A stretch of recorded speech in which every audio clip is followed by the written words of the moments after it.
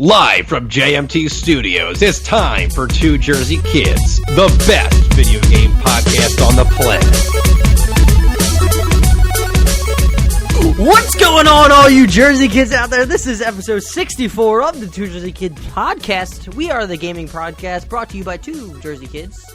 We are outsiders breaking down everything that's going on in the video game industry. We normally release on Friday, so this is the one that's in your ear holes right now, is the Friday episode. We're recording November 24th. 24th. And you probably heard, we released an episode yesterday. You probably heard our beautiful voices, our special Thanksgiving episode where we broke down the Game Awards, the 2017 Game Awards, and it was a lot of fun. It was the two Jersey kids of old, me and Gary being nice and tired as we record a podcast late at night, just for all you folks out there that wanted to listen to something game-related on Thanksgiving. But I am the host of this podcast, Adam Buckingham. Alongside me is my best friend, the best stick handler in the business, Gary Seisel. How you doing today, buddy? Excellent, sir. I'm doing good. I'm caffeinated. I'm home from work, and I kind of wish I didn't have work today. I wish I planned this out ahead of time, where I didn't work today. I had off, but unfortunately, I had to go into the mall today because that's where I work. I work at a mall near my house, and it was horrific. The parking lot was just completely packed. Luckily, I ended up turning down an aisle, and it was actually there was actually a parking spot there. Thankfully, other than that, though, it was completely packed, and it was a circus. But did you watch any fistfights of people trying to grab a lot of deals? No, and I think it's because I came in later on. I came in around like 2:00, so it wasn't like I came in at the very beginning to see all the crazies come out. You know, I don't understand how people can, when it comes to a deal or something they see online, what crazy of a deal causes somebody to punch another person in the face or trample over somebody or push them. Like, what in your mind is reasonable enough to say, hey, I want this deal, so I'm going to hit you in the face? That makes no sense to me. I've never understood Black Friday in general. I know my mom and my cousins would always go out late or early Friday morning. I was like, what are you doing? This is insane. They wanted to go to Kohl's and see all the deals, but I was like, there's insane people out there, and you are kind of one of them when you join in on this madness. The only deals I partake in this time of year are either Black Friday sales online or Cyber Monday sales online. There's exactly. No way I'm going to a physical location. No way. I'm not dealing with people. I'm not dealing with the crowds. I like to sit my ass in this chair that I'm currently sitting in and just spend at my leisure. Actually, yesterday I bought Mass Effect, the original Mass Effect on Steam, like $4 deal. Then I bought No Man's Sky, which was like $23, but like half off compared to its normal price. And then I also got Battlefield 1. And Battlefield 1 I was actually playing a little bit last night. That was a lot of fun. The community definitely seems different. They have like... So let me get this straight. You just bought 3 games that you already owned. Yeah, essentially. Although, okay, well, I'm going to get into my other part of my day. So my PlayStation, I went to turn it on yesterday, and it came on and everything. Like everything was booted up fine. But the disc, I guess the disc slot or whatever, it's like it doesn't accept. Like it'll accept the disc, and then it'll eject it. It's very strange. So I don't know. I'm going to have to kind of figure out what's going on there. So yeah, I did buy. This is you just buy digitally and download them. Yeah, Screw exactly. the discs. But it keeps. What's weird is even when the disc is not in there, it keeps making the sound of the disc ejecting. It's very annoying. Now it's doing that? Oh no, my PS4 is off. But it's just very aggravating when it's happening when you're trying to play something or at least just have it on. But yeah, I ended up buying the same games I already own. I know, but it's for PC, so it's different. Yeah, I just don't understand people going nuts. I don't understand where there was a shift in like our culture where we decided we need to purchase everything to make us feel good. I mean, I don't understand why people feel like they need to go out and purchase the next best thing. I mean, mind you, I'm talking about video games, and that's kind of what drives this industry, to be honest, is people going out and purchase the greatest thing since sliced bread, Yeah. But I don't know. It seems like there was a shift where now everybody needs the next best thing, and they are always constantly buying instead of saving, and it just seems like it's kind of not a good cycle to be in.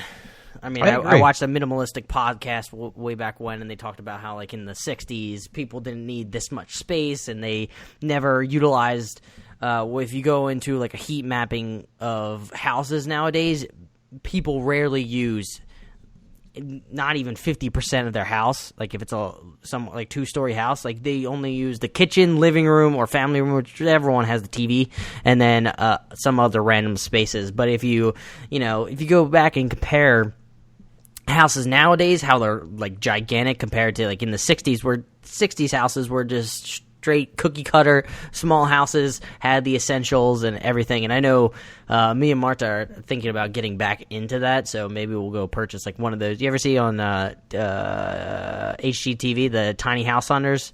Yeah, we're thinking about maybe we'll go tiny house hunter route, or just a tiny house in general, just to keep it simple. And also, if you go purchase a tiny house and it has everything you need, mortgages are obviously going to be cheaper. So I always thought that was kind of cool. I like the minimalist route as well. Yeah. Not that I like to have nice things. I'm like anybody else. But at the same time, if I had my own place, if I were to buy a place right now, I would probably just have an apartment somewhere, a small apartment, a bedroom, kitchen, living room. I don't really see the need to have, like, a entertainment area where I need to, like, have a separate room where I have, like, all this crazy shit.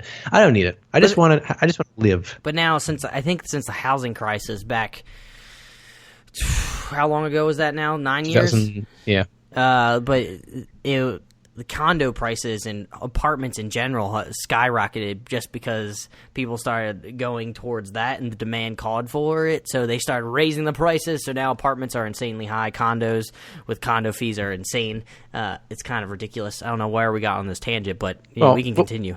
The moral of the story here, everybody, is just don't believe the Black Friday hype. That's what we're telling you. That's the wise words from Adam Buckingham and myself. Do you remember yesterday where or was it 2 days, whenever we recorded the Thanksgiving episode?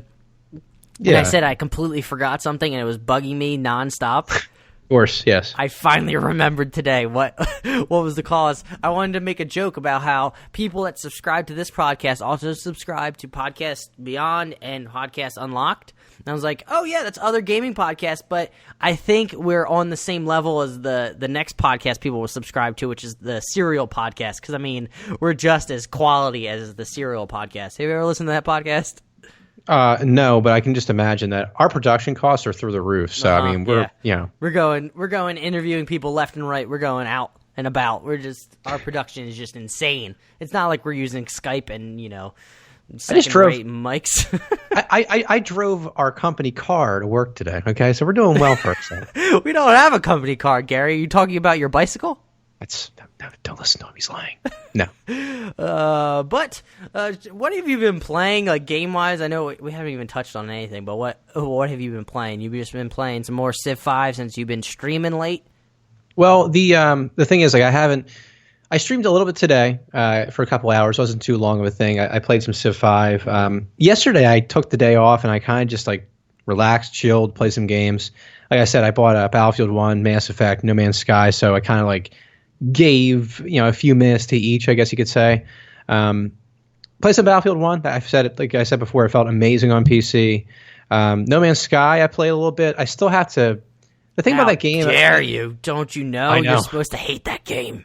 Oh yeah, it's terrible. I played it a little bit. I have to go back and maybe tweak some of the graphic settings and stuff because it seems just a little jerky at the moment. I'm not sure why that is, but we'll see how it goes. But yeah, I've been kind of like dabbling in a lot of different games. I played some Destiny 2 yesterday as well. I'll probably play some tonight, as well as Battlefield because I just love playing that game.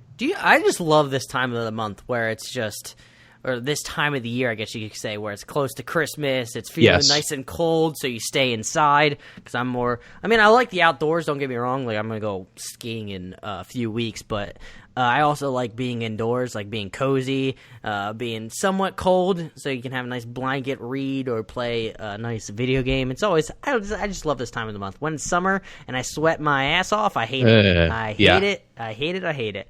I sweat a ton, so I feel you on that one. I love this time of year too. I love the Christmas season. I just love the whole feeling of it. I like the fact that everybody's trying to get gifts for each other, and I'm really just, I don't know, it's just something about it. It's just the Christmas music. There's just a certain feeling to this time of year that you don't get anywhere else, and it's kind of a shame, I guess, that it doesn't happen throughout the year, but it's just it's awesome. Yeah. So I think, has Thanksgiving at all transitioned to being your favorite holiday? Because for me, it has, just because Christmas now, I'm not a little kid, so I don't get as many presents as I used to, which is what drove Christmas. But I do, I just like Thanksgiving, and I like Christmas as well. I just like the fact that family get together. That's what I really enjoy nowadays with Thanksgiving and all the holidays that happen around this time. Is just family, talking, interacting, having a good time, being merry and cheerful, and watching crappy football teams play on Thanksgiving. That's always fun. Yeah, exactly. No, I feel you. I like the whole family atmosphere, and family is really the most important thing anyway. So I always loved getting together on Christmas with my extended family, and that was always a good time. And I still love Christmas. I still think it's my favorite holiday, just because of the hype surrounding it, and the Christmas tree, and the movies, and the music. Like I said, so yeah, Christmas is still my favorite holiday, but Thanksgiving is definitely right there too. What's your favorite Christmas movie? God, let me think. This is tough. I don't know, man. Christmas Vacation is pretty good, man. That's fair. It's pretty hilarious. But I think that would be. I mean, Home Alone's right there. That's a legendary movie. This would be kind of, like top 5, top 2, maybe. Recently I watched Elf, which I'm a fan of. I really love Elf. I think it's just ridiculous. And I like that type of comedy from Will Ferrell. And also, I feel like this movie is, I won't say game, the movie is underrated. Santa Claus with Tim Allen. I really enjoy that movie. I'm not sure why, but I do. I like it a lot. What was the movie with Arnold Schwarzenegger again? Jingle All the Way. That's the one. That awful movie. Oh my god, so bad. So bad. I just remember they had jetpacks. And also, I remember him fighting fighting a bunch of Santa Clauses in like a Santa factory. As they're actually, I think they're. I want to say that they're doing something maniacal in this like Santa factory where they're actually like stuffing drugs or something in like the toys or something, but I can't remember. It's something weird. Goodness. It's been like at least 15 years since I've seen that movie, and probably for good reason. But yeah. Yeah. That was a quality movie. Actually, if you want to watch the movie, I would suggest watching it and then listening to How Does This Get Made, which is a podcast where they watch trash movies and just talk about them because they're comedians, and it's hilarious. You ever watch The League? I've heard of the show. I haven't really watched too much of it, though. Because Rafi and Andre are the main two people. Okay. Yeah. But yeah. What have you been up to, sir? I haven't really asked you yet, so I figured I'd ask. I officially finished Wolfenstein 2. So like I tweeted out a few days ago, everybody should play that game. I feel like it's a well-told story, as you can see that it was nominated in certain like single-player categories, and I think it's such a great story in my opinion. I like the atmosphere of American history, or alternate American history, or alternate history in general, and see how things could have played out, even though that being realistic, that this scenario wouldn't have never happened. I mean, history tells us that. But yeah, I really enjoyed it. I actually now moved over to a different game because I saw it was real cheap. It was like over 80% off. I got UFC 2 recently because I've been craving like sports games, but I don't want to play like NBA. I'm not really feeling that. And I started thinking back to the old days where me and you would play like Fight Night Round 2 and Fight Night Round 3, where we'd have our characters and just drop in haymakers. So I created my own character, and now I'm trying to work it up the ranks, and my dude drops bombs. I put everything into hand power and kick power, and then I also have to get my hand speed up a little bit, but it's ridiculous. I don't like it. It's a fun time trying to find the button combinations. I don't understand the submissions too much, but I am pretty good at grappling, so if I get in the right spot, I just start, because my guy can throw hard, I just start throwing bombs if I'm on the ground, and most of the time I win that way. Now, actually, most of the time I win like with a flashy knockout, with like a round kick or a nice 1-2 punch. It's always glorious, especially because the UFC 2 physics engine, you can look up like videos of it. It's ridiculous sometimes. So like they flop all over the place. Their legs are bending left and right. They look like, I don't know, they look like a maniac. Like seizures? Yeah, when they're like up against the cage, like freaking out. Foaming at the mouth. Yeah, but I mean, I've always been a fan of MMA. Like, I love watching UFC when I get around to watching it. Like, I hate the fact that it's like pay-per-view to actually watch good quality events, especially because it's like $60 a month, which is ridiculous. But yeah, I kind of wanted to grab it because I saw the UFC 3. Actually, they're making another one. It's been 2 years, I think, since they released the UFC 2. So I think that's actually, I feel like that's a better, gap period than what, you see in normal sports games where you have Madden every single year. 2 years feels a lot better. You have a wider gap, and hopefully that developers can put more time and effort and tweak things that, maybe people had gripes with, like the submission system and all that jazz. But I'm enjoying it right now. I'm enjoying knocking people out, and I'm enjoying rising up the bantam weight. I'm 155, so is that bantam? Yeah, I'm pretty certain that's bantamweight.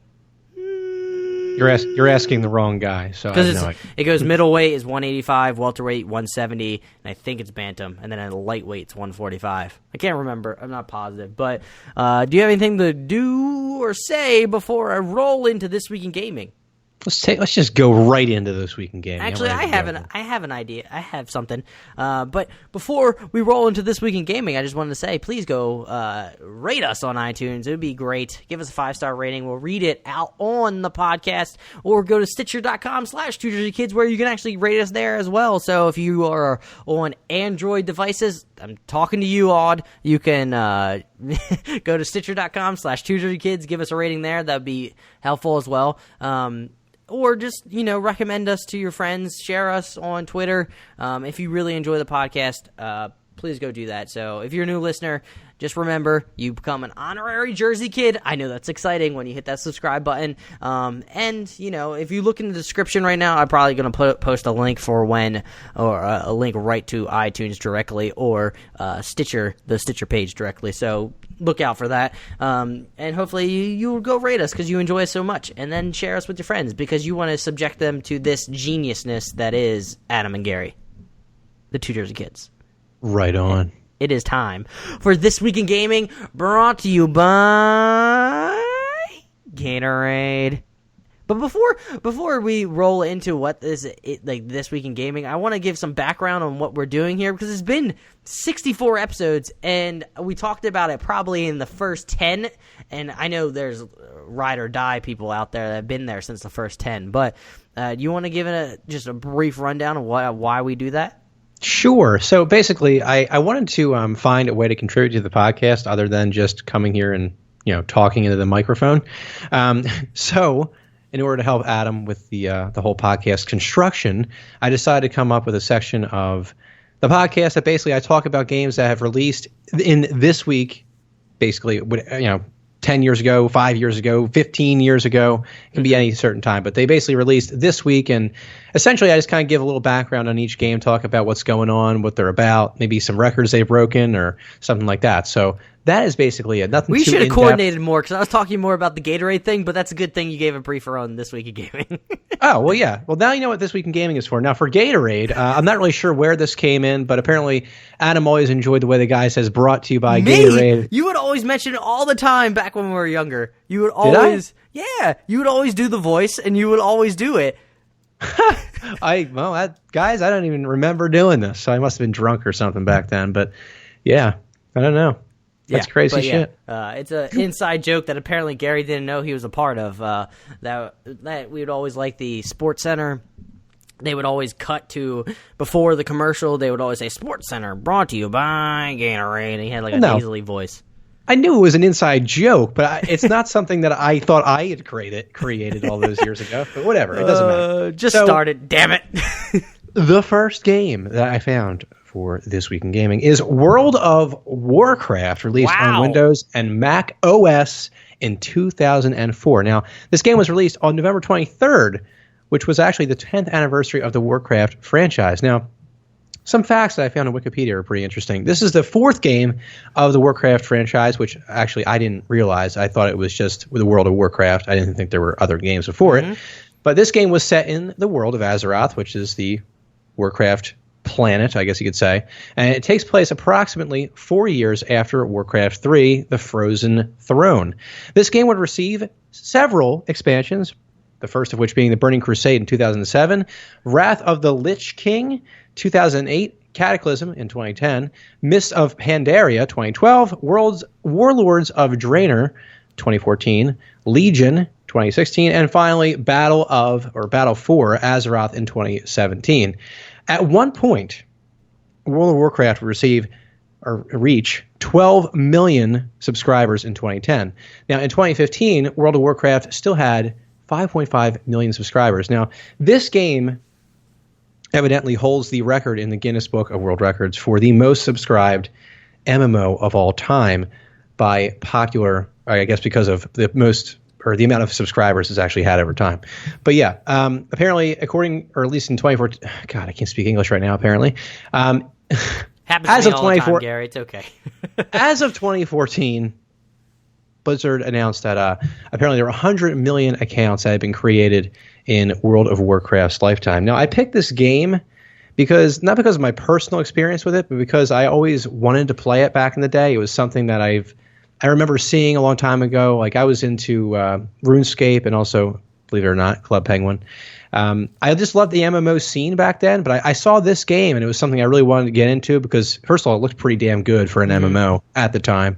But the only thing that prevented me from playing it was actually the subscription, the money that you need to pay to do it. So I never got a chance to play, unfortunately. But I know Adam has. He had many experiences. Adam, do you have any memorable moments that you can think of? Oh, shit. You're putting me on the spot right now because it's been so long and memory is never good for me. But yeah, I put in multiple hours, so many hours into this game, and I can't even imagine what I could accomplish if I used those hours for actual beneficial to society. But, I was a dumb teenager, so I just played video games. Not that that's dumb, but I just put in a shit ton of hours into video games, and, I became a good person because of it. So I'm not disparaging anybody for playing it. I'm just being self-deprecating because that's who I am. But I had a great time playing this game. I actually got Paul hooked onto it. So we mentioned in last episode Paul has like 5,000 hours in Dota. I wouldn't be surprised if he has close to that in WoW as well, because he would put way more hours into it than I would. Mainly what I remember from World of Warcraft is just the community and being together in like different cities, going to the auction house, doing random interactions, talking to random people. Because I remember I met back in the day where there weren't as many jerks, it felt like, online where I could talk to people, and I had random like online friends that played this game that would come help me out that I never knew before, but they just felt like, we were best buddies in the game, so they would come play with me, and we would, sometimes they would be higher level because they would have played it more at that time, and they would, give me gear that they didn't use anymore or didn't have a need for it, and they picked it up, so they handed it over to me. I specifically remember the fact that in this game, I played a lot of WoW, but I never got to the point where I was, like, insane into it. Like, I wouldn't go do the raids as much. I wouldn't do any of that. The max I did would do, like, heroic dungeons, basically, just because I didn't want to because raids always put so much pressure on everybody. Like, you had to do it right. You had to do everything right, and people get mad. That's where, it got more intense, I guess you could say. So even though raids were the cooler experience of, accomplishing it, I never had, like, the group or the guild to go into it. But the one main thing that I do remember is just being part of certain guilds or certain, friend groups in that where we'd go, venture out and basically play WoW. And I don't think the storyline was anything of remembering, like, remembrance, since I don't remember too much of it. But I do remember just what I love so much is the vastness of the world. And the main thing that sticks in my mind is I remember when I first started playing it, I first made a night elf hunter, and I remember just, grinding so hard, because now they have, like, ways where if you, start up with a friend, you get, like, if you're working with them, you get, like, triple XP or something, so you grind up real quick. But I remember grinding so hard in, like, Darnassus, that circle area, and then flying over to, oh my goodness, I can't remember these places, like, these names, but I'll have to look it up. But flying over to the shoreline that was kind of reminded me somewhat of, like, the Jersey Shore, because it was, like, muggy, and you're taking out murlocs, searching for things, just exploring this one region, and then just I didn't realize, like, how vast it was. And then I just remember looking at the map and seeing that I was only in a tiny portion of the whole map. I've only experienced this much, and I'm like, how am I going to experience all of this? And I mean, lo and behold, you don't go to every place because, they're starting areas for other people, but it just the excitement of going to the next place and realizing there's other, areas that are the same level but in different parts of the map, and trying to figure out how to get there so you can go to a different area. It was just insane and so much fun. I couldn't agree more. And the funny thing is I always think, I don't know about you, but I often think back to those times of playing those types of games, and I try to think about where those people are that I used to play with, like where they are today, what they're doing. Like it kind of blows my mind sometimes, the amount of friends I made playing these online games. One of the games, actually, I guess it's kind of like I don't know what the right word for it, but you remember Guild Wars, for example. Yeah. It was kind of like the free-to-play version of World of Warcraft, I guess you could compare it to. But I remember playing that game, and again, my mind was blown by the map size. Like you said, you'd see like certain things on the map, and you're like, how the hell do I get there, Yeah. And you meet random people, and they'd volunteer to help you get through like the really hard parts where you could just kind of run behind them as they wreck shop. That was some good times, man. I do miss that. But, yeah. Yeah, it was just... I don't know. It was just a fun time going back thinking about it. And I remember actually my cousin got me into it originally because he would play a lot. And I'm just looking at the map right now, and it just like brings me back. I'm like, oh my god, this is it. This is what I used to play. And seeing this map and how crazy it was, where this map was just this, and then they added. Because I was around when I was playing it before the first expansion came out. I was playing vanilla WoW, and then what was the first expansion? Oh shit, my computer died. Oh, well, this is awkward. But not this computer. The computer that I get the articles from. So I'm going to have to restart it right now. But good thing you have another game to talk about. But I was around for when the first expansion came out, and the second, I think I stopped around Cataclysm. That's when I ended it. As you can see, since that was the main where they had the highest spike of people. I feel like that was like that was like the best, I guess you could say, expansion that they added onto it. I think around that time they added graphical updates to the game, so it looked cooler when you compare. I mean, at the time, it didn't look like they changed much, but when you compare where it started versus where it was when they had a graphical update, it's, like, drastic. And I just... Like, I can probably play it now, and I can still feel like the hooks dig back in, and I don't want to go back to that place. Like, I don't want to get addicted to it. I don't want to play it constantly, because that game is addicting. Like, going around collecting, getting gold and purchasing stuff at the auction house, paying PvP, PvE, going through dungeons. And I remember going through it all. I'm rambling now, but I remember going through it all and they adding new things where before it was, I remember you had to actually physically find a group to play an instance or a dungeon. Like, you had to go find people. You had to then group up. Then you had to walk to the dungeon. You weren't automatically teleported into it like it is now. You have to go to the dungeon, find the meeting stone, because they put a meeting stone out in front, then summon everybody to come, and then go in. It wasn't as easy peasy as do, like, looking for group. Okay, we grouped up. Now we automatically transport into the dungeon. I mean, It's crazy to see how far it came when it first started, like, thinking back about it now. And I remember doing, like, crazy things. Like, I felt so cool in, like, the starting area, and then I'm like, then I go to the main, like, the one main city in, like, the Night Elf region, like, the large city. It's not nearly as large as, like, the main, like, Stormwind was the main city that the Alliance would go to all the time, but you would go to that city, and then you would see people level 40, and you're like, holy crap, that's insane. And then you go to the main city and, like, see level 60, and you're like, oh, damn. And now that reminds me, too, mentioning a Stormwind, and I remember in the original vanilla WoW, there would... Because it seemed like it got away from it, but there was more raids. Like, people from the other faction would come and raid the city, Stormwind or other. You would go raid the Horde area or whatever city you were raiding there. It was some random old town, I think, in like the underground undead area. I don't know. But yeah, I just remember doing that specifically, and how, like, people would go raiding, and there would be large Titan bosses that would patrol some maps that would randomly pop up sometimes, like the Fell Reaver and, like, the Badlands, I believe that was, or the Burning Land, or I don't know. I don't remember completely every phrase, but I just remember it picturing in my brain, and it's so cool. I feel the hooks. trip down memory lane, man. See, I'll tell you, man, these addicting games, they're going to be the death of us, or at least me, because I still get into that addicted mode sometimes when it comes to Destiny. Not so much now, but like I know the feeling. Where you can think about it and you're like itching to play more. Yeah. Oh, yeah. Or where it's like 3 a.m. and you're like, should I stay on for another like couple hours? Honestly, that's what happened with UFC 2 to me yesterday. Like, I started playing it, and I actually started getting good, and that's where I'm like, uh-oh. And so I started getting good, and I was like knocking people out. I'm like, this feels so good. I want to keep knocking people out. I know. Gaming, man. But anyway, moving on to the next game in This Week in Gaming, the final game. It is Elder Scrolls Knights of the Nine DLC, released in 2006. Now, I know this isn't a separate game, but it is a DLC, and it's something that I have personal memories with. Now, this was the first expansion to Elder Scrolls 4, Elder Scrolls of Oblivion.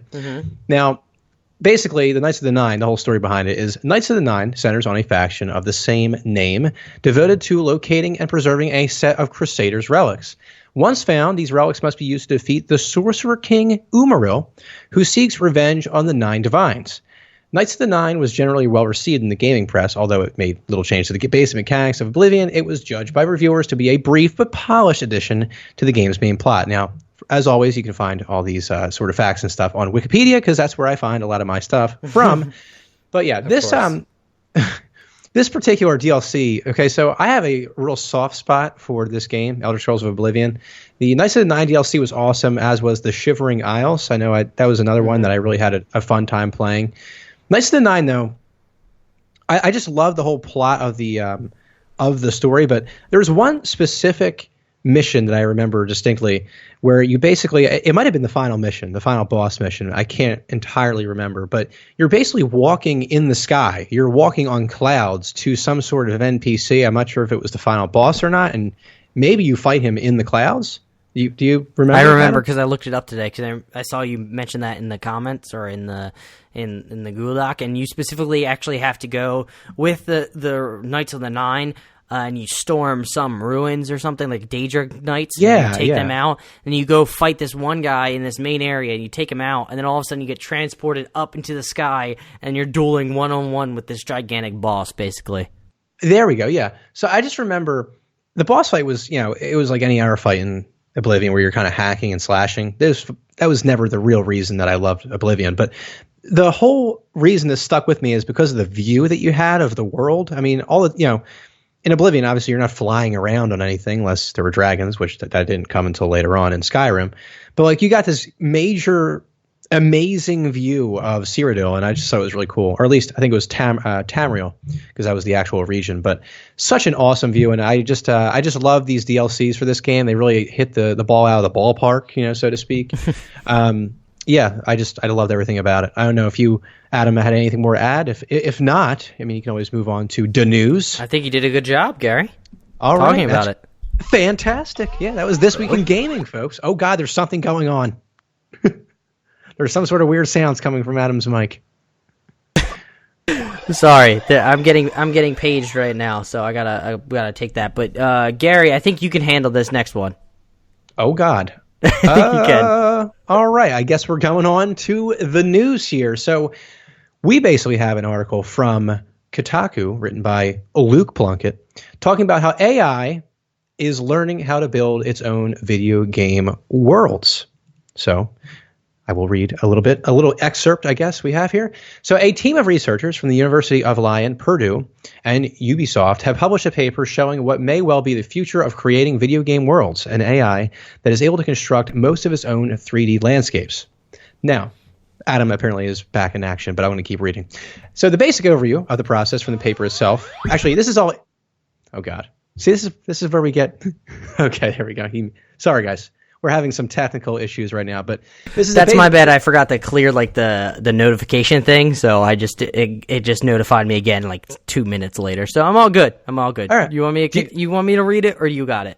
This is a lot of technical mumbo jumbo, so you can get into it. So the basic overview of this process that the paper talks about is, quote, I got a quote from the paper, like the overview section. So the pre-processing step uses a set of examples data sets to produce a set of units called terrain synthesizers that are at the heart of this pipeline, I guess, for this program. A terrain synthesizer takes an input sketch or an annotated terrain, produces an output or modified terrain. So, for example, you draw different curves, different edges. It looks like a river. The program can sort of understand what you're trying to get at and fills in the gaps, I guess you could say.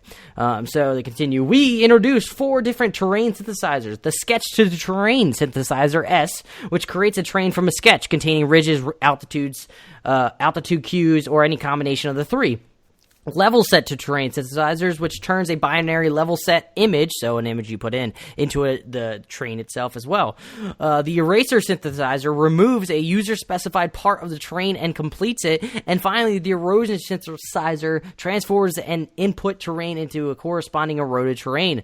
Because each synthesizer is specialized in specific tasks, they needed to build a set of dedicated databases from real-world examples to learn each synthesis.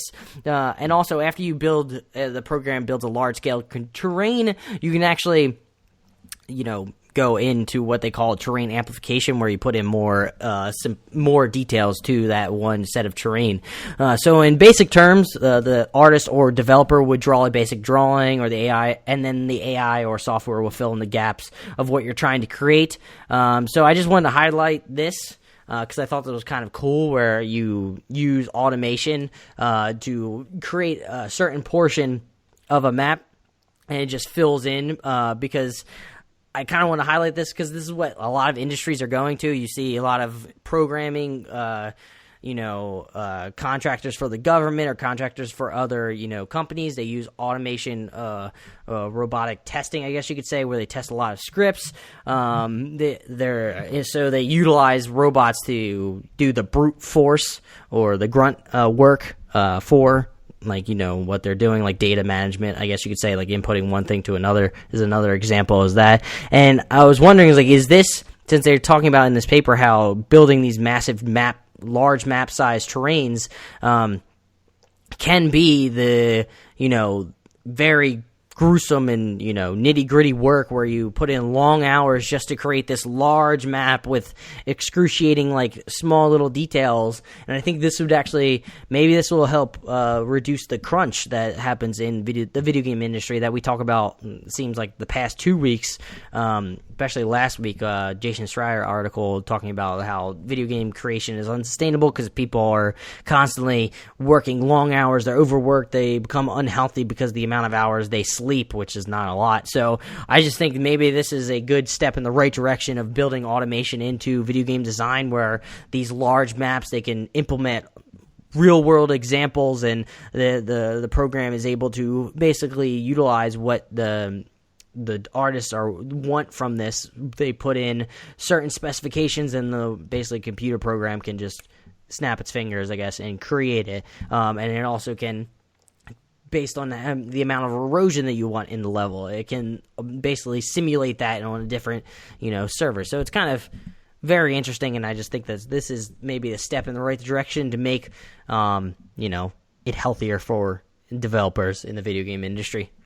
Absolutely. And, you think about it, it's worked in a lot of different industries. You look at cars or basically anything. I mean, even something as simple as going to Target now, and you walk in, you go, pick out what you want, you walk to the counter, you walk to the checkout, and it's all self-checkout. You do it yourself, or there's a machine now that that rings you through, essentially. You don't have to deal with a cashier anymore. So automation now is now going to obviously go into the video game industry, and it kind of makes sense. Like you were saying, it just reduces the workload for everybody if they can get AI to do, I guess, somewhat of the grunt work, where your creative team now can spend more time doing things that are more important, like adding the details, adding certain cities to the map, that the real details of the game that people are going to see and interact with, not just like the blades of grass on the ground, and actually get sleep, so they actually their brain can function at 100%, which I think is really important. And then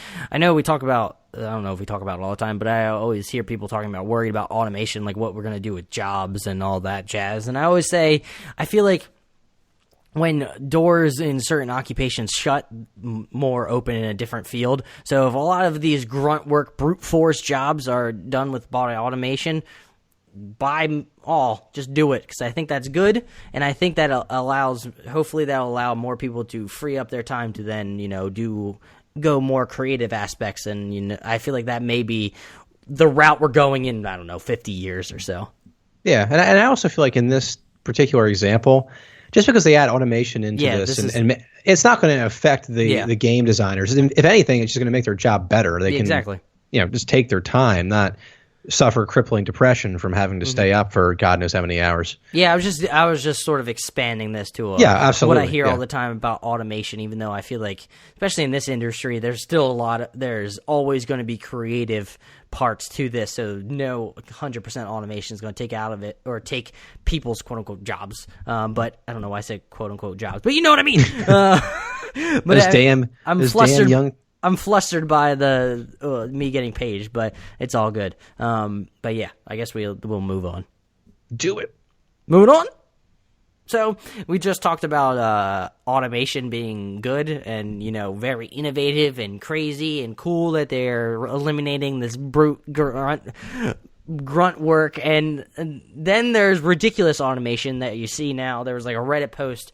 Reddit user Loberg apparently has opted out of paying for items in Battlefront 2. Instead, he created a little robot that obviously can't play the game properly, but can do just enough to stop him from getting booted for inactivity by occasionally jumping and moving the player around, thus picking up points for participating. I feel like this is a great, just F you, EA. I'm just going to build a robot that just allows me to move slightly. And I don't know if you saw in the article, they had like a video of it moving, and there's like popsicle sticks going down onto the X button, him jumping, and then like another little motor that moves the sticks left and right, and that's about it. It's great. It's hilarious. I mean, this game, this whole thing right here kind of reminds me of RuneScape, back in the day when people would run bots, except with the bots, they would actually perform real tasks like cutting down trees for hours on end and leveling up your wood cutting or something like that. But this is great, though. I mean, I think there was something, I can't remember why people would do it in Destiny, but there was someone that apparently like would just rubber band their analog stick down or something like that, so your character would keep spinning or walking or something like that, so that you wouldn't get booted. I can't remember what the reason was for behind that. Maybe it was to grind like Crucible tokens or Iron Banner tokens. It's been a while, but it's just funny to see how people are so willing and pretty blatant in their just not giving a fuck. Like they just wanted to just give me the points, man. Give me the points so I can buy the weapons I want, which will take forever to acquire normally. I just thought that was a funny way to just have a juxtapose two different night and day examples. Yeah, one's designing like an intricate AI system or program system, and then the other one's just designing a little automated Arduino, I guess you could say, motor where it just hits the X button. Cool stuff. Moving on. So apparently there was a widespread rumor about EA firing Plants vs. Zombies creator. That isn't quite true. So I'm just going to read excerpts from Jason Schreier article at Kotaku, which I just want to state again because I mentioned it over on Twitter too, but I am thankful that Jason actually is in this industry because he seems like one of the few quote-unquote journalists that goes digging and like tries to find what is at the bottom of all these rumors, instead of just reporting at face value, which it seems like happens all the time in this industry. Now you may say, well, Adam, aren't you reporting at face value? Well, no, we're not journalists. We're just commentating on the news. Exactly. So there's a big difference between being a reporter. I have to say, like, this whole thing we're going to read right here just kind of showcases the ineptitude of the news industry nowadays in general, but that's a discussion for another podcast, I feel like. But yeah, people just need to do their research in general. But yeah, Adam, continue on. So I'm going to start. The rumor started over a weekend on a podcast called Roundtable Live, where Binding of Isaac director Ed McMillan told a story about one of his friends, George Fan. McMillan said, quote, "This is a semi-unknown story, and I hope I'm not stepping on toes with it. It involves a friend of mine, George Fan. George made a game called Incenquarium.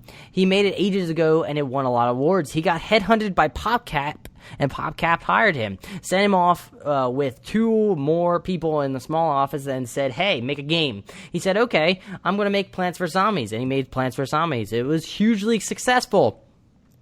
They got acquired by EA. EA made that game even more successful, and they were like, okay, we're going to focus on this, and we're going to make a sequel. Spin-offs, this, and this. George was like, great, I've got an idea for a sequel. He developed this game independently as well. An independent mindset with a small team of people. It was personal. Knowing the guy, I can see the characters are personal. Every bit and piece is something from him.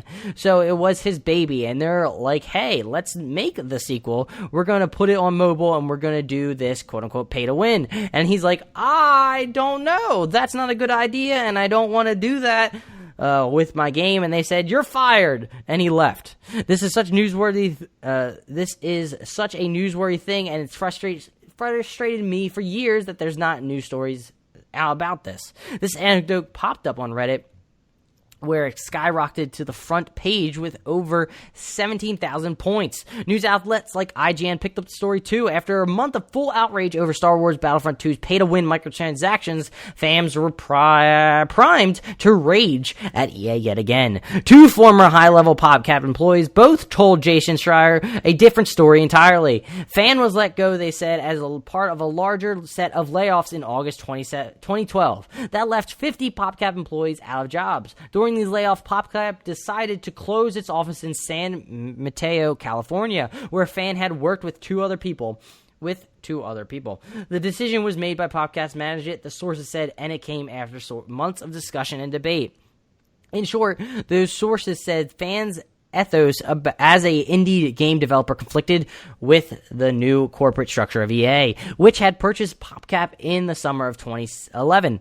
He didn't mesh well with massive corporations. It was true that Fan didn't want to make freemium games, the sources said, but he wasn't working on Plants vs. Zombies 2. He was working on other projects. Fan lost interest in Plants vs. Zombies when EA began envisioning it as a massive franchise. The sources said, and he spent time on new ideas, like a game with a brilliant title, Full Contact Bingo. When it became clear that PopCap's future would revolve around making free-to-play games with microtransactions, Fan no longer fit in. A former PopCap employee, Alan Murray, told a similar story on Twitter, quote, wow. Hey, Ed McMillan, I was a producer at Plants vs. Zombies 2, and that story was not even close to the truth. It's a bummer that something false like this came out secondhand. I'm happy to chat offline. Cool. Since this picked up some traction, I should state the facts that I know. I was the lead producer from January 12th to July 13th. Well, January 2012 to July 2013, about 18 months. George was never involved during the time I worked on the project. He was working on a different game, which was super fun,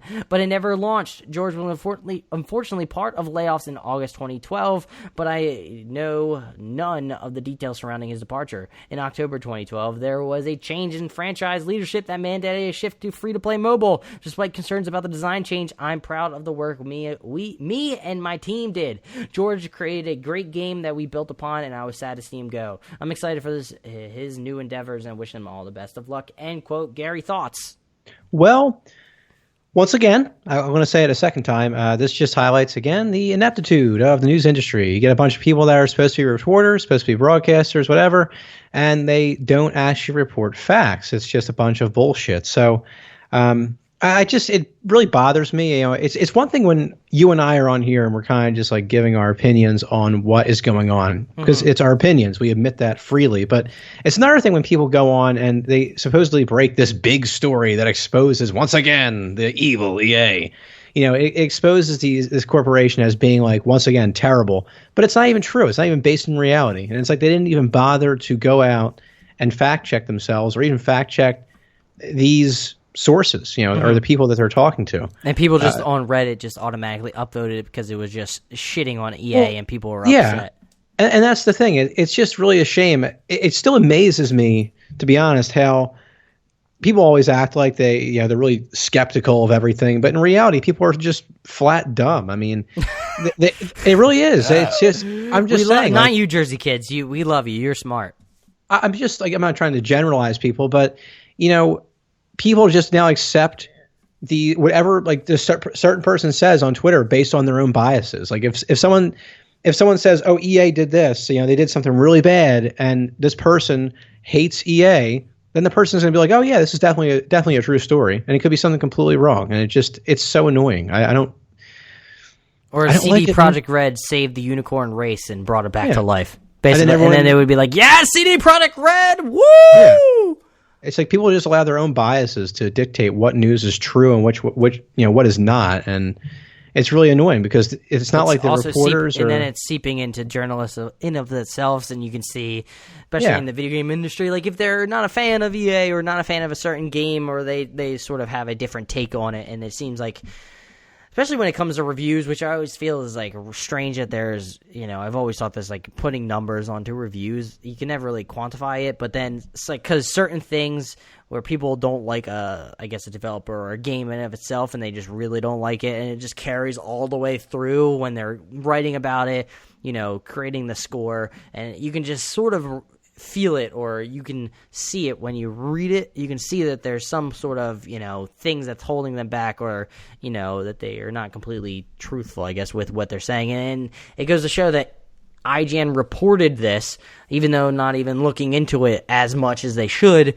And that being a main, I'm fine with the other guy saying it, even though it's like secondhand. He's allowed to speak whatever he wants to say. But when it's you are a website that are, filled with journalists that are supposed to, have journalistic integrity, I guess you could say, where they research the source, they research what's going on, they talk to other people like what Jason did, and, they actually report on it.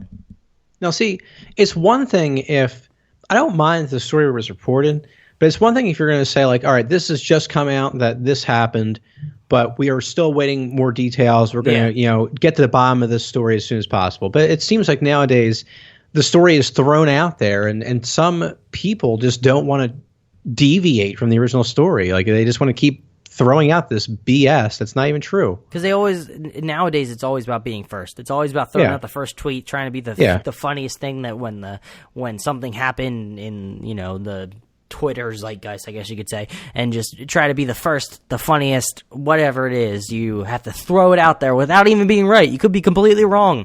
You could be saying something completely idiotic that it's going to happen. People are going to look at it, a few days later, it was like, wow, that's a really idiotic thing to say, and you take it down, but no one ever learns their lesson. They're always still trying to be the first, getting the first exclusive information from some source, even though instead of verifying it, It's a vicious cycle. It is. It is a very vicious cycle. Moving on. So apparently a developer accuses Project Phoenix director of embezzling $1 million from Kickstarter.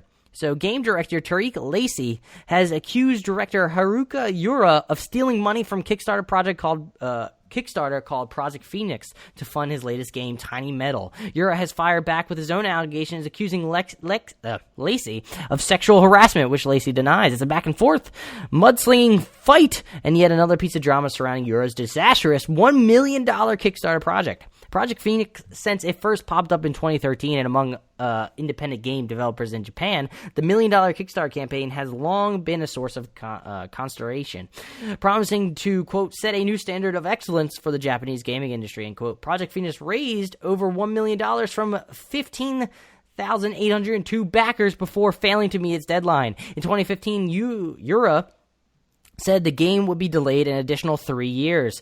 And in April 2017, Yura told backers that he planned to release a different game first, explaining that he found some investors who would be willing to help back Project Phoenix if this new game succeeded. Here's what Tariq Lacey wrote when he was talking about Yura and his embezzlement. 2 years after I was hired at Area 35, I learned that the company funded this project by running a scam through Kickstarter. They gathered several famous creators and ran a campaign known as Project Phoenix. Then they used the $1 million received from the campaign to fund the Tiny Metal project. Here's how it happened. After they received the Kickstarter money for Project Phoenix, they subsequently shut down their original company, Creative Interactive Arts, or CIA. Then they used the same money to establish Area 35 and pay for staff, equipment, and an office to make Tiny Metal.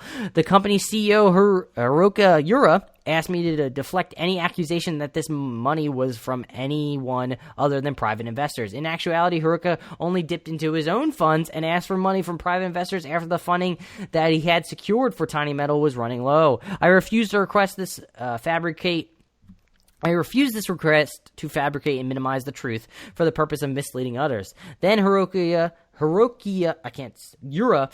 to remove, then told, I'm going to start over. Then I refuse to request to fabricate and minimize the truth for the purpose of misleading others. Then told Haruki to remove me from all matters regarding Project Phoenix so that I would not be implicated in this affair. You will notice progress reports on Project Phoenix Kickstarter blog as well as their official Project Phoenix blog. These were written periodically by Yura himself in order to squander doubts that the project was dead. The nature of these blog entries through their infrequency and intentionally ambiguity reveals to us that the project never was meant to be released. To Yura, this ruse under the guise of a campaign and blog was merely an effective means to receiving funds while removing any obligations to investors. So when Kotaku reached out to Yura for comment, he fired back with his own allegations about Lacey. Quote, the post was posted by a staff whose contract had been bought out due to him being a toxic employee who has sexually harassed our female staff amongst many other problems. Yura said in an email. The post is factually incorrect and thus was deleted from our account. That's all we have to say for now. We're looking into releasing legal documents and other proofs after discussing this with our lawyer, end quote. Yura added that he couldn't offer more details, but said that there were, quote, 3 witnesses to that happening during that time, end quote. Lacey denied this accusation, saying in an email, quote, no, Yura's statement about me being toxic and sexually harassing a staff member is not true. He's reacting to my statement with libel, end quote. He also sent over a few hundred logs from the company's Slack chat channel, although upon review, a few, if any, of those logs appear to be relevant to either claim. Gary, your thoughts in this just crazy drama that's happening right now over this Kickstarter campaign? Well, first thing I have to say is invest at your own risk. Seriously. You never know what's going to happen with any of these people or companies. You never know how truthful they are, if they ever have any intention of actually getting products out or not. And I will also say this, because we just talked about how, you can't just take some stories now, news stories, at face value. Mm-hmm. So be careful who you slander here when it comes to this story. Exactly. This company may very well have done something wrong here, very wrong in investing money, and that's very scumbag-ish of them if that's the case. But at the same time, you don't know how truthful the other story is either from this guy who apparently, may have been a sexual harasser, if that's the correct word for it. Toxic employee. Yeah, I mean, it's very possible either way. I think whatever happens from here on out is going to be very ugly. I think you're past the point where it's going to be like a clean solution to the problem. Here's my thing. I feel like they're both probably scummy. I'm going to say that this guy is probably bought out because he was a toxic employee, and he actually probably was accused. I don't want to say probably. He could have been accused of this, and then this is just my guessing with how much mudslinging is going on. The fact that he's not actually a part of the company when he released this. He didn't talk about it before, but he's doing it now. So maybe he was bought out. Kind of upset that he was somewhat laid off, released this information, which probably could be true. We won't know until further information comes out. And then now they're firing back with their own information. It's just like a whole just mess, I guess, of information, just rumors, like I said, he said, she said type deal where you don't know who's telling the truth, if they're both telling the truth or they're both just complete assholes. It's just a crazy situation. And then, like you said, invest your own risk, especially Kickstarter. You don't have any guarantee that you are getting anything. And keep in mind too, with this particular project, I wouldn't be surprised if this thing got delayed even further now because of all these problems. Now they'll use that as an excuse as well, saying, because of the legal proceedings, we are now delaying our game 3 more years. But you can still donate to our company at Kickstarter.com. No, but yeah, I mean, it's just going to be an ugly solution or ugly situation when it comes to trying to create a solution to this problem. They should have some sort of way for people to get their money back, like at some point when they're not meeting a goal within a reasonable set of standards. Like they just maybe not request all of it back, like maybe half of their money, and then they all of a sudden are out of $500,000. But I don't know. I actually did in college. I did a kind of a project on different types of websites. Like we had Kickstarter, and then there were a few other websites kind of like Kickstarter, and some of them actually do it a little bit more interesting. They have companies can raise money for themselves, but if they don't meet their goals and don't meet their deadlines, they don't get any of the money that they raised. So I think Kickstarter is different because if a company raises $1 million, they have that $1 million. There's no where's my product that I was promised. But the question with that is, what happens if they're putting that money that they raised into developing a game, and now they didn't meet it, and now they have to give back this money that they don't have and they used to try to create this game? It's called being shit out of luck, evidently. Yeah. It's a shame. Cold-hearted, Gary. Cold-hearted. Yeah, it really is. I mean, but seriously, though, you have to invest at your own risk. You have to look at these things and really – sometimes some things are just too good to be true. I mean, like I said, promising to set a new standard of excellence for the Japanese gaming industry. Like, that's great, but you just got to sometimes think about things before you throw your money at them. It may look awesome, but I mean, sometimes you just lose. That just happens. I'm not saying that all people are dumb, but yeah. Even though you said that like maybe 30 minutes ago. I said I didn't want to generalize either. But yeah. Being careful. That statement you said was the statement itself, like, what was it? Revolutionizing the Japanese gaming industry? Is that what it was? Gary? Hello? Yes. Okay. I didn't hear you. It didn't come through. But yeah, that was basically, that's pretty vague too. So when they talk about vagueness, that's a very overgeneralized thing. Like, oh yeah, we're going to revolutionize this gaming industry, even though I don't think it needs to be revolutionized because it sort of is having a resurgence with everything that's coming out of it right now. So then I think it's time to move on. Apparently there's loot boxes, the gambling question about loot boxes continue. So apparently Belgium's Gaming Commission has ruled that loot boxes in-game purchases starting over. Belgium's Gaming Commission has ruled that loot boxes in-game purchases where what you receive is randomized and only once you open the box. This writing is horrible. Or I'm just a bad reader. The country's Minister of Justice, Cohen Geens, has said that he wants to see them banned Europe-wide, reports PC Gamer. And also, continuing, this is different. The question of whether loot boxes are gambling may see some scrutiny in the U.S. Hawaii's Democratic State Representative Chris Lee has described loot boxes as a predatory behavior, and he said that his office was looking at legislation to prevent loot box games to minors. Here's an excerpt from the statement. Representative Lee stated, quote, "These kind of loot boxes and microtransactions are explicitly designed to prey upon and exploit human psychology in the same way casino games are so designed. This is especially true for young adults, who child psychologists and other experts explain are particularly vulnerable. These exploitative mechanisms and deceptive marketing promoting them have no place in games being marketed to minors, and perhaps no place in games at all." End quote. Gary, you're giving this representative the bird. Why? Dude, I'm sorry. Loot boxes suck, and I get it. Microtransactions blow in general, but the fact that we somehow now have to make some sort of legislation to protect the youth, because it's always about the kids. It's never about anything else, believe me. It's not about like trying to get money out of the whole thing. No, it's always about the kids. It really bothers me. It's just like, look, loot boxes are gambling. Absolutely. But at the same time, why is your kid just getting your credit card and spending it on whatever he pleases or he or she pleases? There's like sort of like a personal accountability, or at least the parents should have some sort of authority over their damn children. I mean, my God, if I went out right now, if I was 12, okay, and just decided to grab my parents' credit card and just buy at my heart's content on Call of Duty, like all these different skins and shit like that, I would be reprimanded pretty hard for it.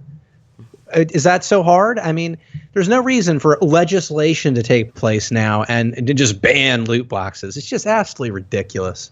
I'm sorry. I don't want to say ban loot boxes, but I don't think you'd also just not do anything, because you don't let kids just walk into a casino and just play games, do you? Because they aren't allowed to step on the casino Exactly. floor. They shouldn't be allowed to purchase loot boxes, and maybe there has to be some sort of restriction somehow, some way. I'm not saying, I mean, I guess it's definitely on the parents to pay attention to what their child is purchasing. I don't want to let their child just go around and just purchase loot boxes left and right. I don't know where these child gets these credit cards, but maybe their parents aren't paying attention. But kids are crafty, honestly. I mean, Yeah. we were crafty when we were younger too. So I wouldn't be surprised if they purchased it or somehow got it off of another system. There's ways to get around this somewhat, I guess you could say, if they know the password to like a PayPal account and they're able to log in, even though the parents should be able to see, hey, why am I purchasing this much on the credit card bill? So there's ways for the parents to monitor. But I do think, honestly, loot boxes are gambling, and it sucks. And you shouldn't market them towards minors, even though minors play this game. And maybe it's such as simple as the fact of saying there's no loot boxes in a game below mature. If it's mature, you can have loot boxes. If it's teen and below, get them out of here, because it's technically that corresponds with the ESRB rating, and technically up to mature is. What is it? 7 or 16 and below is not mature, and they're minors. They're not allowed to gamble, so no loot boxes in that route or for those type of games. The only issue is that the same parents. Yeah, I know. I'm just saying is the same parents that are going to be giving or allowing their child to buy something online with their credit card are going to be the same parents that are buying the kids the mature games. So it's like you have. It's so hard to regulate something online. If you do that, because I don't like the idea of just trying to do nothing. I always hate the idea of like doing nothing is better than doing something. I always feel like you should try at least. Try. If you fail, then you fail, and you understand why you failed. Failure is an important thing in life. But I think now, if you do that, if you state that the ESRB rating, if you have a T rating all the way down to E for everyone, there should be no loot boxes. Then you have the company saying, now we need to weigh our options. Now we need to decide whether or not do we take a T rating and where we're going to have more eyes on the product. We're going to have more people wanting to purchase this, but we can't have this microtransaction BS that is in the game. Or do we market to M where we can try to, exploit people's gambling habits or gambling addiction or their, psychology, their humanology, I guess you could say, their brain. You're just exploiting them left and right with microtransactions. So I feel like that is a route that maybe would make companies think like, oh shit, now we have to decide whether we make a mature or teen game. If they make a teen game like Battlefront 2 is teen, right? It should be. Anyway, it's Star Wars. I believe it is, yes. So if they make a teen game like Star Wars, guess what? They can't have loot boxes in it. I mean, I don't want to say it's as simple as that. I just throwing out an idea. I mean, you have to make, some sort of repercussions for, marketing towards teens, which shouldn't be allowed. I feel like that's such a somewhat simple solution, even though loot boxes will be in the game, but at least, quote unquote, mature players will have only access to that instead of the T and E for everybody. I can see that. I see what you're saying. I still think that there's still. I completely agree that the parents should be paying attention to also what their kids are purchasing on these games. Yeah. But again, I just don't know if legislation is necessary. I mean, see, the problem is that again, it's online. It's so hard to regulate. Do you think the ESRB is necessary? The ratings for games? Yeah.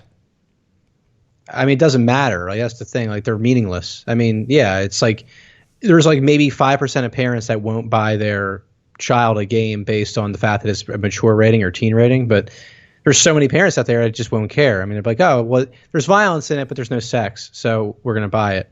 I mean, it's the same thing with movie ratings as well. They look at the ratings in and of itself. I mean, I feel like movie ratings are taken more seriously than video Which is really weird, and I think you're right on that, yeah. But it just, they're not really, I feel like the ratings really just aren't that important, though, regardless. Like, even, like especially in video games. Like, I mean, just from a personal experience, I mean, my parents would have bought me most games, aside from like Grand Theft Auto because of all the bad press it got. But like, my parents would have probably would buy me Call of Duty. They would buy me Halo, but they wouldn't buy me the games that had a hint of sexual themes. Yeah. That very vague sexual themes thing on there. So the fact that going back in Halo's M rate is ridiculous.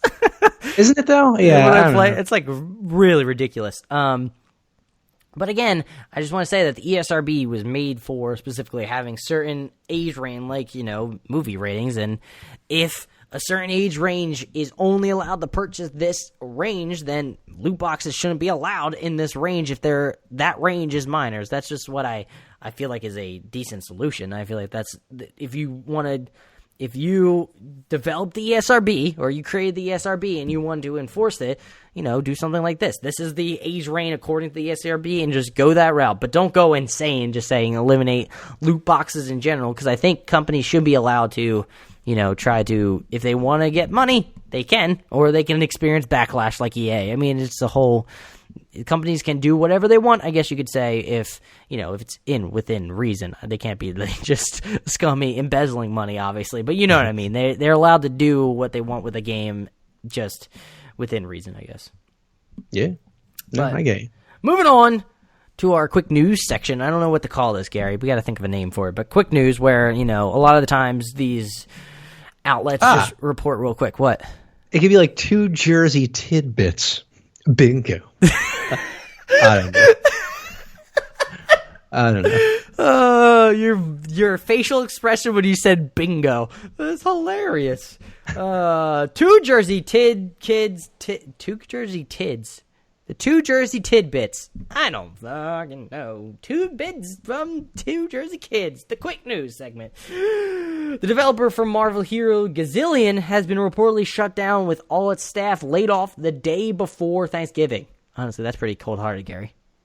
Terrible people. Also, stop me whenever I go through something you want to comment on. Forza Horizon developer Playground Games is hiring talent for its secret new game, which we now know will be an open-world action RPG. Shocking. As reported by GameIndustry.biz, the studio has acquired top developers from EA Dice, Sean Eyestone. He's known for Star Wars Battlefront 2 and Metal Gear Solid 5. You have Rockstar North, Will Kennedy, the level designer for Grand Theft Auto 5, and Ninja Theory, Juan Fernandez de Simon Sr., designer on Hellblade, Senua's Sacrifice, as it looks to bolster its staff and build Project 2, quote-unquote Project 2, which will not feature racing. Well, that actually kind of sounds pretty interesting, having that sort of mix of people. We'll see how it turns out. A new free trial demo for Wolfenstein 2 is now available that offers the game's first level for PlayStation 4, Windows PC, and Xbox One. In the event that you decide to purchase Machines Games' new first-person shooter, your progress from the demo can be transferred over to the full game. Gary, go check out that demo. Just going to tell you right now. Okay, Destiny 2's limited time multiplayer event Iron Banner has returned. Iron Banner is live right now on all platforms. It runs until 1 a.m. Pacific or 4 a.m. Eastern Standard Time on November 28th. The game mode this time is Clash, which is Destiny 2's version of Team Deathmatch. The second phase of release testing for PlayerUnknown's Battleground was deployed to PC players early Wednesday morning. The online battle royale shooter is prepping for launch with another look at the new vaulting mechanic, plus the long-awaited inclusion of Kill Cam. Developer Blue Hole has also added 2 new weapons and made various changes to the player damage model, the user interface, and more. Gary, do any of those quick little tidbits stand out to you? Well, I mean, the PlayerUnknown's Battlegrounds thing has been interesting. I haven't played the game much for, I guess, like a month or two now, but I've been looking at some streams, like some people I used to watch, but that play PUBG a lot, and it's interesting to see the new mechanics they're adding in, like you said, the vaulting mechanics there. But again, the game they need optimization. That's what needs to happen before launch. That's what needs to happen before you send this game out to the masses and say, hey, final version. Has to happen. It's so brutal right now. Everything just feels so off in that game. It's hard to describe unless you play it, but it just feels off. But anyway, that's my 2 cents on that. I kind of want, now that you call it the 2 Jersey Kids tidbit, I kind of want a little jingle when we go into it. Like 2 Jersey Kids tidbits. Yeah. Oh, Clip gosh. that, people, and send it to me. Help me. Final thing of the week, the games of note for next week. On Friday, December 1st, you have Soma, the horror game, what the hell, releasing on Xbox One. You have Xenoblade Chronicles 2 coming to the Switch, a former Wii U game that people really enjoyed, but now everything from Wii U that was good is coming to the Switch now because Nintendo wants to make money and resell you games that they already developed. Doom VFR is coming to the PSVR, so that's Doom in VR. And then I included this, 7 The Days Long Gone coming to PC. I kind of include this because the art style looks really cool and the gameplay looked awesome. It was kind of It's described on Steam as, quote, an open-world isometric role-playing game in which you play as Terrell, a master thief sent on a mission that will shake the foundation of the Vitrol Empire. Free roam across vibrant prison island of Pe and choose whether to help or exploit its many citizens, end quote. I just thought this was cool because it had it was actually legitimately like an open world look to it, but in isometric view. But you could see your thief was hopping up on not buildings, but blocks and going on pipes and stuff. It was really cool. You should check it out, Gary, since you have Steam.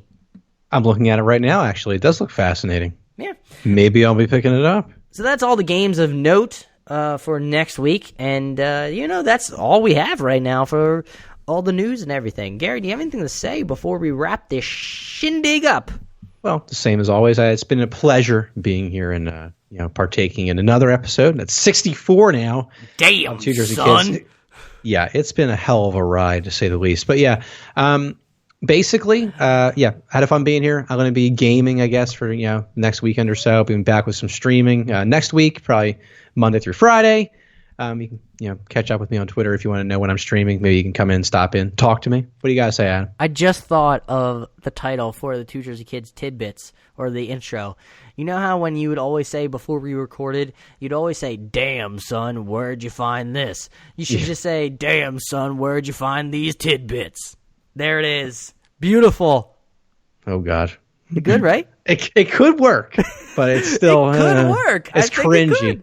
It's cringy, but yet that's what Two Jersey Kids is. That's why the Jersey Kids love us, because we're ridiculous, and I would hope they love us. Love us, please! But yeah, I want to apologize for my phone going off during the recording, but that's just what happens when you're on call. Sometimes you just got to take messages. I'm sorry. But it wasn't too much of a hassle, so... I'm sorry if that interrupted your listening pleasure, but I think you still enjoyed it. I'm just going to say you enjoyed it. So please look at the description. Go rate us on iTunes or Stitcher or any other place you can. If you're listening, you can listen to us on plenty of places like SoundCloud, Stitcher, iTunes, Overcast, Pocket Cast, Downcast, whatever Apple app out there. I got choked up with my words. I couldn't think. But yeah, we love and appreciate you all. If you're a new listener and you stuck with us throughout this whole episode, please hit that subscribe button, become an honorary Jersey Kids, and please go follow the podcast at Two Jersey Kids. I'm Adam, at Adam J. Buckham. That is Gary, at Real Scavenger 18. We are the Two Jersey Kids with you every Friday. Keep playing those video games. Have a great weekend, folks. Bye.